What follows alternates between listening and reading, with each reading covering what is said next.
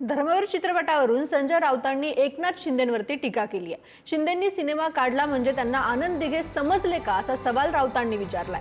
धर्मवीर सिनेमातील त्यांच्या 90% गोष्टी खोट्या आहेत असा दावाही संजय राऊत यांनी केलाय।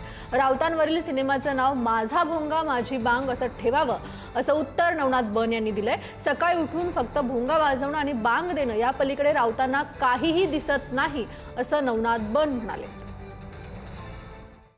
एकनाथ शिंदे त्यांनी एक सिनेमा काढला म्हणून त्यांना आनंद दिघे समजलेत का नाही।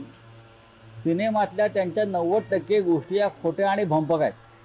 संजय राऊत यांच्या वर्गात चित्रपट काढायचं ठरवला, संजय राऊत यांच्या जीवनावर चित्रपट काढायचं ठरवला तर त्या चित्रपटाचं नाव माझा भोंगा माझी बांग अशा पद्धतीचं नाव संजय राऊत यांच्या चित्रपटाला द्यावं लागेल।